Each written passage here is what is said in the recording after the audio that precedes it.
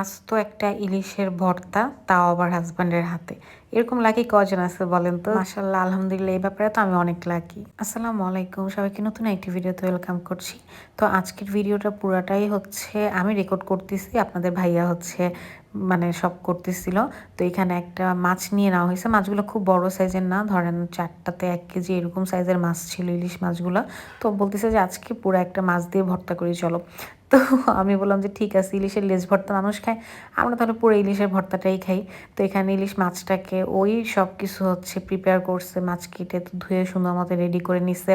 এরপরই মাছটাকে হচ্ছে একটু হলুদ, একটু মরিচ আর লবণ দিয়ে মাখায় রাখছে আধা ঘন্টার মতো। তারপরে এখন সরিষার তেলে মাছটাকে ভেজে নেবে। এখানে অনেকে বলতে পারেন হ্যাঁ আপনি ভিডিও করতেছেন, আপনার হাজব্যান্ড রান্না করতেছে, বাট আমার কাছে এটাতে মনে হয় না কোনো খারাপ। এক এক সময় তো শরীর ভালো নাই লাগতে পারে, তখন হাজব্যান্ড যদি হেল্প না করে কে করবে বলেন তো? তো হচ্ছে এখানে সুন্দর মতো মাছটাকে ভেজে নিচ্ছে, মাছের মধ্যে আবার ডিমও হয়েছে, ডিমটাকেও ভেজে নিচ্ছে আর কি। আর হচ্ছে যেরকম করে একটু কড়া করে মোটামুটি হাই ফ্লেমে রেখেই হচ্ছে ভাজাটা ভেজে নিচ্ছিল মাছটাকে একটু কড়কড়া করে, মানে যাতে একটু মচমচে সুন্দর হয়। শেষের দিকে হচ্ছে এরকম শুকনো মরিচ দিয়ে দিছি, শুকনো মরিচটাকেও ভেজে নেবে। তো মাছটা যখন ভাজা হয়ে যাবে, মানে যখন এই যে দুই পাশে একটু কড়কড়া করে ভাজা হয়ে গেছে, তখন মাছটাকে উঠায় নিছে, ডিমটাও উঠায় নিছে, আর এই পাশে হচ্ছে মরিচগুলোকে আবার আলাদা করে ভেজে নিচ্ছে। তো এখন মাছটাকে গরম গরম অবস্থাতেই মাঝখানে যে বড় কাঁটাটা সেটা আলাদা করে নিবে। তারপর হচ্ছে মাওয়াতে তো আসলে দেখা যায় গ্লাস দিয়ে ওনারা বাড়ি দিয়ে দিয়ে কীভাবে জানি কাটা আলাদা করে, তো আমরা ওই স্টাইলই করতে চেয়েছি। আমাদের হচ্ছে এরকম বাটনার যে পিসনিটা, এটা রংপুর অঞ্চলের মানুষরা চিনবেন, সেটা দিয়ে হচ্ছে এরকম বাড়ি দিয়ে দিয়ে সবগুলো কাটা বেছে নিবে আর কি। আর গরম গরম করলে কাটাগুলো আলাদা হবে তাড়াতাড়ি, ঠান্ডা হয়ে গেলে কিন্তু দেখা যাবে যে অতটা আলাদা হতে যাবে না।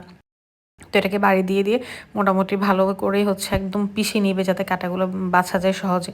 আর এই যে দেখেন কাঁটাটা বাছার পরে এরকম হাত দিয়ে একটু ঝুরা ঝুরা করলেই একদম সুন্দর মানে ফিনিশিং হয়ে যাবে কাঁটা ছাড়া।